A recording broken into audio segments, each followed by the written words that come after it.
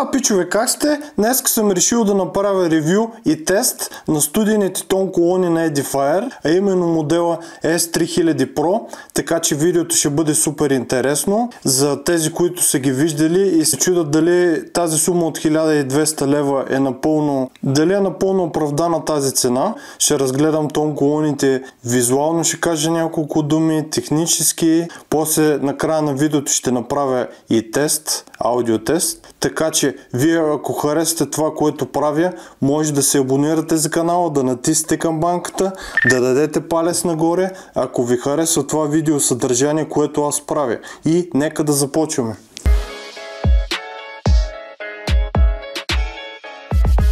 Чисто визуално искам да ги разгледаме. Като цяло с параметри от височина от 35 см и широчина от 21 см с говорител за ниски и средни честоти от 6,5 инча и говорител за високи честоти 1,1 инча с матов цвят с алуминиев корпус в съчетание от страничната част с дърво.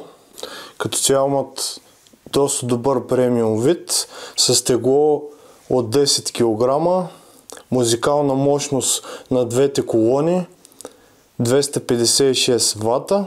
Идват с дистанционно, в което има за включване, има за спиране на звука, различните източници USB, Bluetooth, оптика също така може да включвате, AUX, различните модове на звука, монитор, динамик, класик и вокал.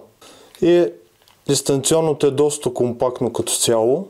С диапазон на звука на ниските честоти 38 Hz и на високите честоти от 40 000 кHz с чувствителност на самите колони от 85 децибела. Колоните са с безжично wireless свързване между тях. В смисъл такъв, че после ще ви покажа, се захранват отделно една от друга.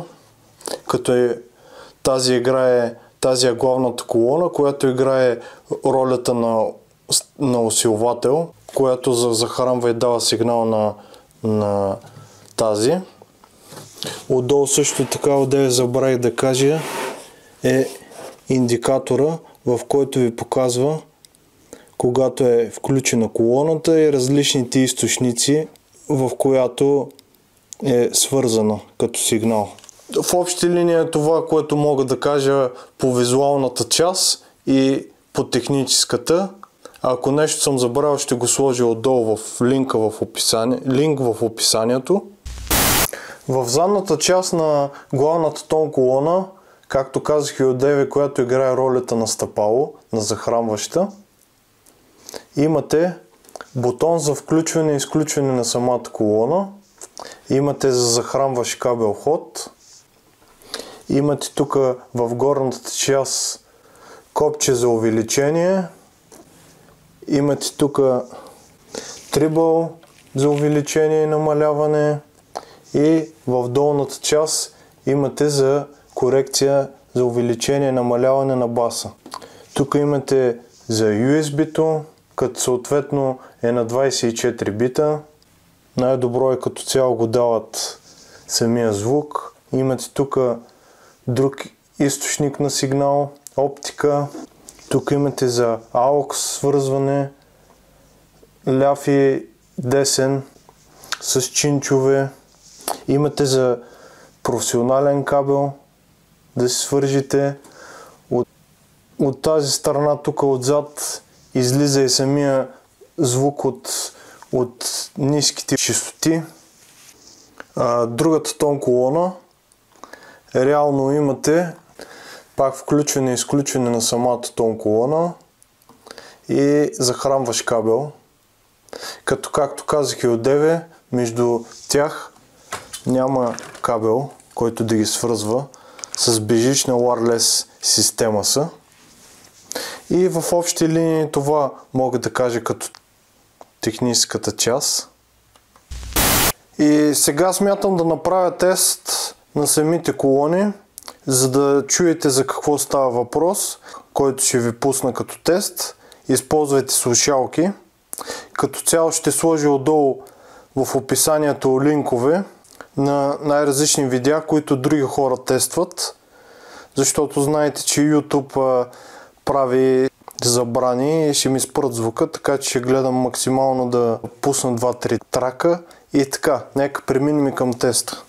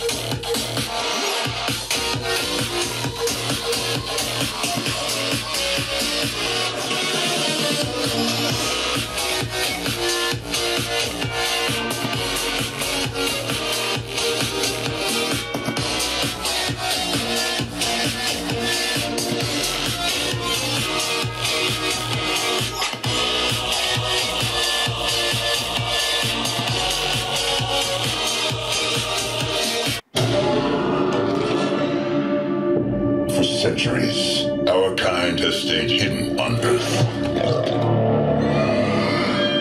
But darkness has found us again. Prime. This is about the fate of all living things. Unicron is coming.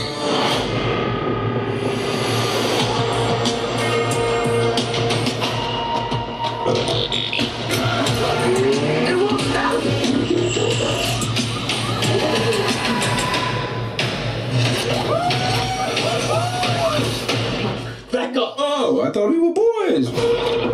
You want it? Come and get it. You brought a human here. I'm nobody. I ain't even seen nothing. I'm not even seeing anything right now.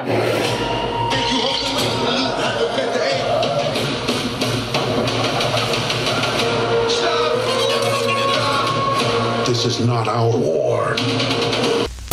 Както може би се убедихте от ревюто и аудиотеста, който направих преди малко, колоните предлагат балансиран звук на високи, средни и ниски честоти. Даже в някои случаи бас е прекалено плътен, което е добре като цяло.